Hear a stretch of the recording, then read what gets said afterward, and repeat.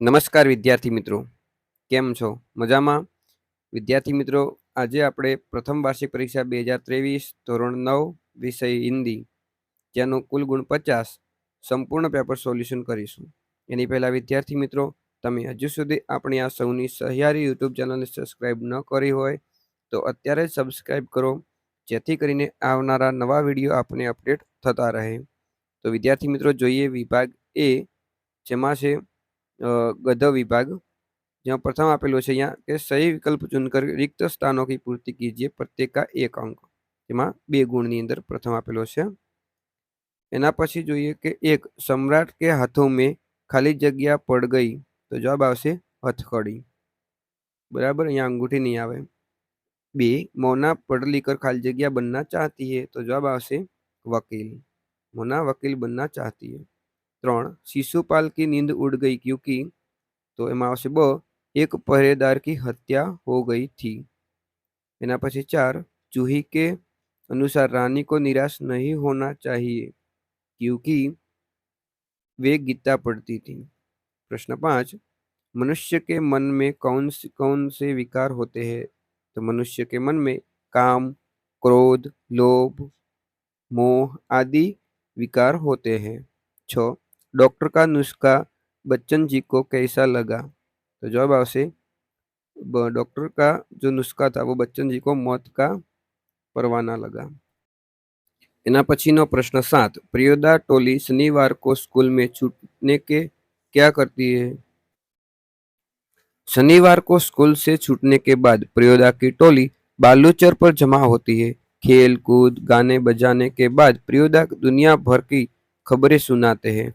फिर वे रविवार की सेवा का कार्यक्रम तय करते हैं।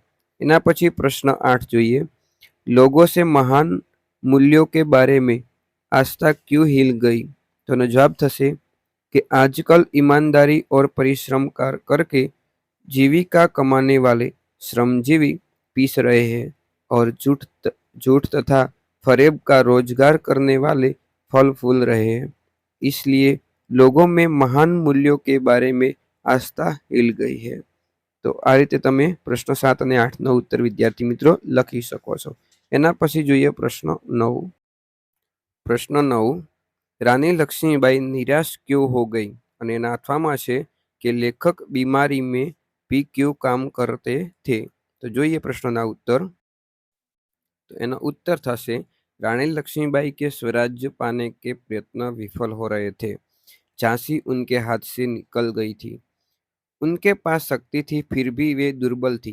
तात्या जैसे कुशल सेनापति के होते हुए भी सेना में अनुशासन नहीं था। रानी के सहयोगी विलासिता में डूबे हुए थे। वे युद्ध में साहस और शौर्य दिखाने के बदले ब्रह्मभोज के आयोजन में पड़े थे। ग्वालियर जैसा किला हाथ से होकर भी वे कुछ नहीं कर पाते थे। शत्रु को अपना शिकार बनाने के बदले में अविश्वासों के शिकार बन रही थी। अपने पक्ष की ऐसी स्थिति देखकर रानी लक्ष्मीबाई निराश हो गई थी। तो आ रीते तमे आनो उत्तर लखी शको छो विद्यार्थी मित्रों। एना पछी अथवानो जे प्रश्न छे ए जोईए। उत्तर लेखक की आर्थिक स्थिति अच्छी नहीं थी। घर का खर्च निकालने के लिए वे स्कूल में पढ़ाते थे और ट्यूशन करते थे। आराम करने से वे ये दोनों काम नहीं कर सकते थे। बिना आमदनी के घर कैसे चलता? छोटे भाई शालिग्राम की आमदनी भी अधिक नहीं थी। महंगी दवाएं भी उनके लिए सिरदर्द थी। इसलिए मजबूरी में बच्चन जी बीमारी में भी काम करते थे। तो आ रीते तमे लेखक बीमारी में भी क्यों काम करते थे एनो प्रश्ननो उत्तर छे लखी शको छो। बराबर छे। एना पछी जोईए विभाग बी 10 दुर्बलों के खाली जग्या पौरुष की साधना। तो जवाब आवशे रक्षणार्थ। 11 गरुड़ खाली जग्या में नहीं होता। तो जवाब आवशे महलों में गरुड़ नहीं होता। बराबर, जंगलों नहीं आवे। 12 काव्य पंक्ति पूर्ण कीजिए। 12 देह मंदिर चित्त मंदिर खाली जग्या आपेलू छे। तो देह मंदिर चित्त मंदिर एक ही है प्रार्थना, सत्य सुंदर मांगल्य का नित्य हो आराधना। तो आ काव्य पंक्ति अहींया तमे पूर्ण करी शको छो विद्यार्थी मित्रों आ रीते। एना पछी प्रश्न जोईए 13 कि निम्नलिखित प्रश्नों के उत्तर एक एक वाक्य में दीजिए। प्रत्येक का 1 अंक છે, કુલ 2 ગુણની અંદર છે। જેમાં પ્રશ્ન 13 जहाज का पंछी जहाज से उड़कर फिर कहाँ आता है? तो जवाब આવશે जहाज पर। जहाज का पंछी जहाज से उड़कर जहाज पर आता है। 14 कवि नित्य किसी आराधना चाहते हैं, कैसी? तो सत्य सुंदर मांगल्य की आराधना चाहते हैं। એના પછી વિભાગ જોઈએ 14 પછી પ્રશ્ન નંબર 15।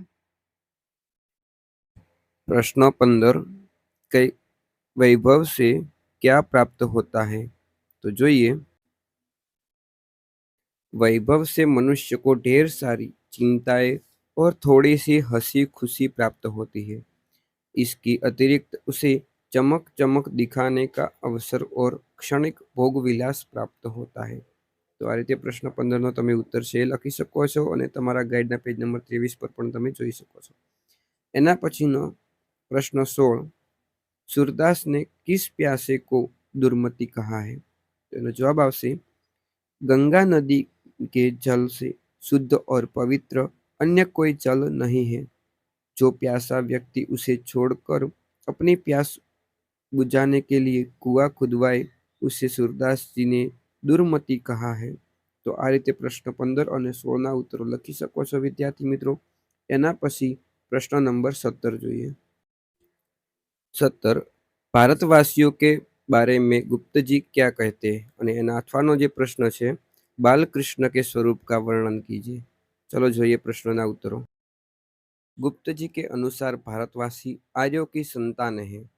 एक समय था जब आर्य विद्या और कला कौशल में सबसे आगे थे। ज्ञान विज्ञान के क्षेत्र में उनका कोई मुकाबला नहीं कर सकता था, परंतु उन महान आर्यों की संतान होकर भी आज भारतवासी उद्योगपति में पड़े हुए हैं। प्रगति की दौड़ में वे बुरी तरह पिछड़ गए हैं, फिर भी अपने महान पूर्वजों के उच्च आदर्शों को वे भूले नहीं हैं। तो आ रीते भारतवासियों के बारे में जो गुप्तजी ने जे કહ્યું છે એના વિશે તમે લખી શકો છો વિદ્યાર્થી મિત્રો। એના જે અથવાનો પ્રશ્ન છે એ જોઈએ। बाल कृष्ण के स्वरूप का वर्णन। बाल श्री कृष्ण की मूर्ति बड़ी मनोहर है। वे अपने हाथों में मक्खन लिए घुटनों बल चल रहे हैं।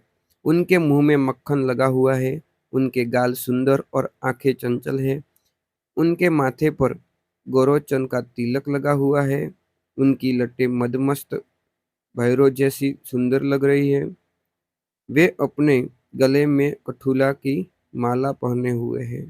तो आ रीते प्रश्नों उत्तरों से विद्यार्थी मित्रों तमे लखी सको छो। एना पछी जोईए विभाग सी व्याकरण विभाग। 18 सिर झुकाना तो लज्जित होना।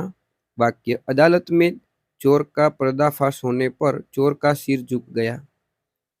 कहवत का अर्थ स्पष्ट कीजिए। 19 न रहेगा बास न बजेगी बांसुरी। तो एनो जवाब आशे झगड़े के कारण सब समाप्त करना। निम्नलिखित वाक्य शुद्ध कीजिए जेमा 20 तुम्हारा आवाज अच्छा है।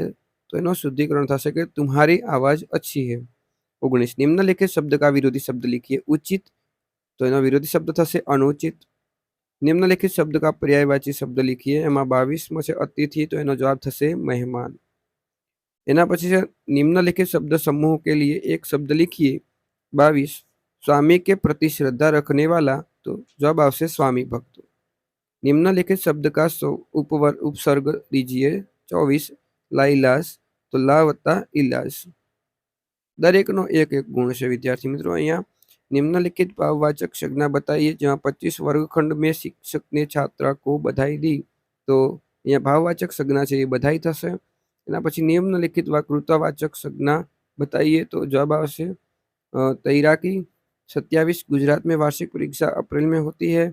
विशेषण अप्रैल। एना पछी विभाग डी लेखन विभाग।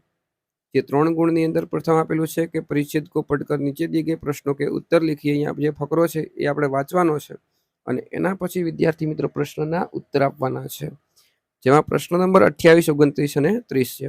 ચલો જોઈએ પ્રશ્નોના उत्तरों। मानव ने पुस्तक का आरंभ किस लिए किया था? तो એનો જવાબ આવશે मानव ने पुस्तक का आरंभ अपने अनुभव के प्राप्त ज्ञान को नष्ट होने से बचाने के लिए किया था। 29 विकास के आदि काल में ज्ञान संग्रह के सहायक कौन कौन है, कौन कौन थे? तो पत्ते, ताड़पत्र, काश्यपत्र आप लिख सकते हैं। 30 पुस्तकों से हमें किसकी जानकारी मिलती है? तो पुस्तकों से हमें प्राचीन वीरों, महात्माओं, ऋषियों, नाट्यकारों तथा कवियों आदि की जानकारी मिलती है।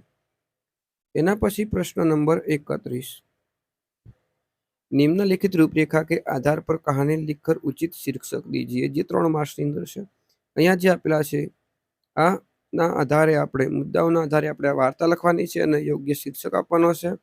એના અથવામાં પ્રશ્ન છે 31 પત્ર લેખન। તો વાર્તા ન લખવી તો તમે પત્ર પણ લખી શકો છો। પત્ર છે વ્યાયામનો મહત્વ સમજાવતો પત્ર છે, બરાબર છે। એના પછી છે 32 मेरा प्रिय खेल निबंध છે 100 શબ્દમાં લખવાનો છે, 6 ગુણની અંદર છે। એને લખવો હોય તો અથવામાં છે વૃક્ષારોપણ કા એક આવશ્યકતા અને એના અથવામાં છે વિદ્યાર્થી કી આત્મકથા। તો અહીંયા વિદ્યાર્થી મિત્રો આપણે એક નિબંધ આપેલો છે વૃક્ષારોપણનું મહત્વ। તો જે અહીંયા આપેલો છે એ પ્રમાણે તમે જોઈ શકો છો સ્ક્રીન પર અને એના આધારે લખી શકો છો।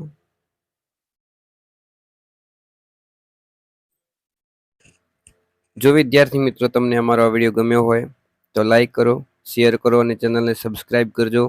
થેન્ક યુ વિદ્યાર્થી મિત્રો।